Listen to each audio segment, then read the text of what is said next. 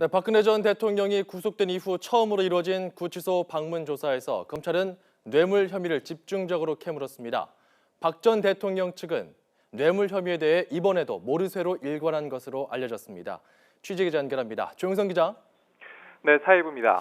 예상보다는 조사 시간이 좀 길어졌습니다. 네, 그렇습니다. 오전 10시부터 조사를 시작해 오후 8시 40분에 마쳤으니까 10시간 40분 동안 조사가 이어졌습니다. 박근혜 전 대통령에 대한 방문 조사는 영상 녹화 없이 진행되는데요. 검찰 관계자는 박 전 대통령 측 사정으로 모레 다시 조사할 예정이라고 밝혔습니다.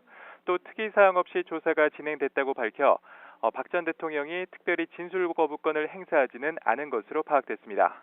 같은 구치소에 수용된 40년지기 최순실 씨와의 대질 신문은 이루어지지 않았습니다.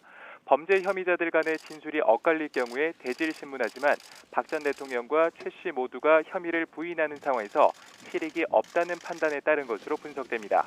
검찰은 박 전 대통령의 13개 혐의를 전반적으로 조사하면서 특히 박 전 대통령이 적극적으로 부인하고 있는 뇌물수수 혐의를 집중적으로 추궁했습니다.